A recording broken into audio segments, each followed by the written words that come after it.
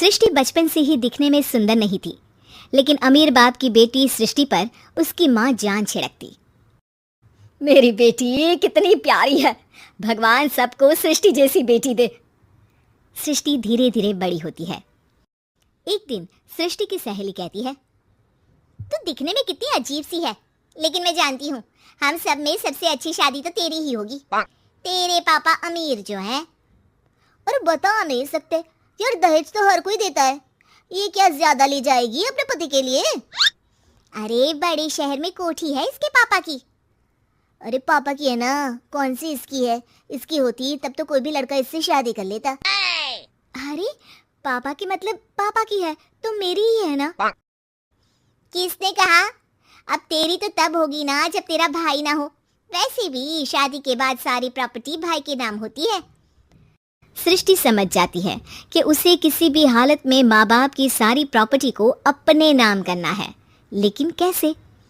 एक दिन सृष्टि का भाई शीनू कहता है, बहन क्या कर रही है? तुझसे एक बात करनी है। अरे हाँ हाँ करना, मैं तो तेरी बहन हूँ। बहन मेरी लाइफ में ना एक लड़की है, बहुत अच्छी है। मैं सोच रहा हूँ माँ और पापा से बात करूँ शादी के लिए। सृष्टि को समझ में आ जाता है कि भाई की शादी होते ही भाभी उसे एक दिन भी घर में बर्दाश्त नहीं करेगी। क्या बात है भाई, बताना कौन है वो? यार वो बहुत अच्छी लड़की है, पढ़ी लिखी है, मेरे साथ जॉब भी करती है। बस एक प्रॉब्लम है। हाँ प्रॉब्लम? क्या प्रॉब्लम है भाई? यार वो शादीशुदा है, लेकिन उसके पति ने उसे सिर्फ इसलिए छोड़ दिया क्योंकि उसके माँ बाप दहेज नहीं दे पाए। सृष्टि ये सुनकर न जाने क्यों खुश हो जाती है। अरे भाई तो क्या हुआ, लड़की तुझे तो पसंद है ना? शीनू को लगता है कि बहन उसे समझ रही है। वो इस बात से अनजान होता है कि उसकी बहन की मंशा पूरा घर हड़पने की है। सृष्टि अपनी माँ से कहती है, मम्मी मुझे तो बहुत चिंता है, पता है शीनू क्या कर रहा है? अरे क्या कर रहा है, वो तो काम पर जाता है और वापस घर आता है। नहीं ना माँ, वो यही तो नहीं कर रहा, बाकी सब कर रहा है। आपको पता है उससे प्यार है, और वो भी एक शादीशुदा लड़की से। ये क्या हो गया, मैं सोसाइटी में क्या मुंह दिखाऊंगी? अरे तेरे पापा तो यही कहेंगे कि मैंने ही उसे बिगाड़ दिया है।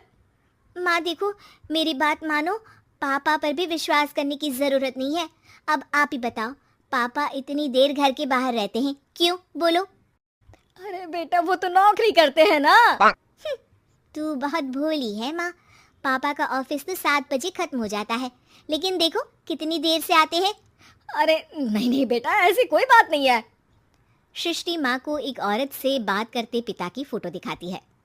देखो माँ कैसे हैं पापा, मैं ना कहती थी कि पापा सही नहीं है। मैं तेरे पापा से बात करूंगी, दे फोटो मुझे। ओ माँ वो तो डिलीट हो गई। लेकिन चल तूने तो देख लिया ना, पापा से बाद में बात कर लेना, और हाँ मेरा नाम बिल्कुल मत लेना। हाँ माँ। अब क्या था, सृष्टि के माँ और पिता के बीच झगड़ा होना शुरू हो जाता है। सृष्टि के मन में क्या चल रहा था कोई नहीं जानता था। एक दिन, माँ सृष्टि के लिए एक लड़का देखा है, वो लोग शाम को उसे देखने आने वाले हैं।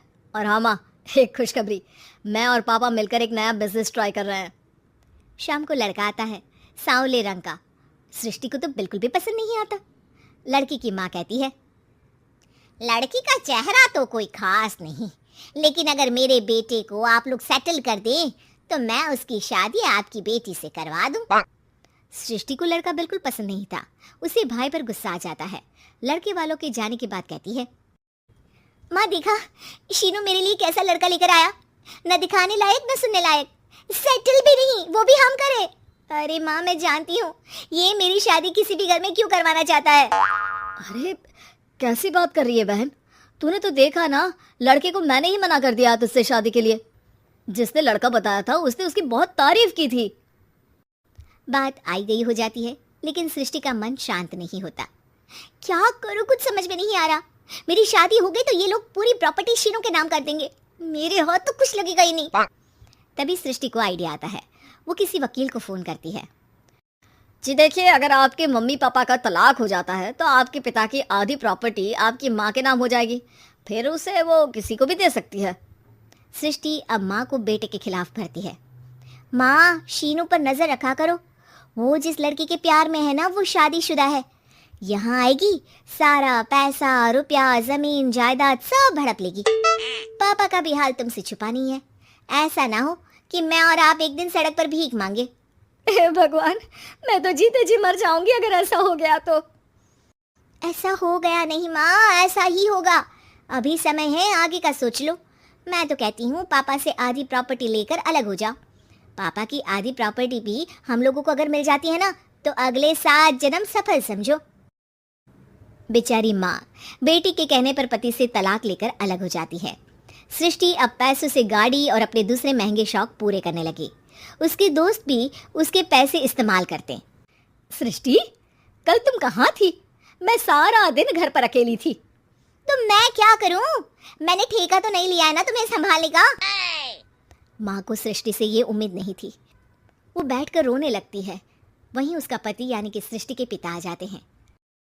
मैं जानता था कि तुम्हारा यही हाल होगा, तो आपने मुझे रोका क्यों नहीं? मैं रोकता तो तुम रुकती क्या? सृष्टि के कहने पर तुमने मुझ पर अपने बेटे पर शक किया, लेकिन तुम ये भूल गई कि कैसे हम दोनों ने मिलकर जीवन में इतना सब खड़ा किया। माँ पति के गले लग जाती है। मुझे माफ कर दीजिए, मैंने आपकी कमाई का एक बड़ा हिस्सा गवा दिया। कोई बात नहीं, तुम साथ हो तो मैं ऐसी 7 प्रॉपर्टी खड़ी कर दूंगा। तभी वहां सृष्टि आ जाती है रोते हुए। माँ, मयंक ने मुझे छोड़ दिया। वो बोल रहा था जब तक मेरे पास पैसे थे तब तक ही वो मेरे साथ था। पापा, माँ, मुझे माफ कर दीजिए।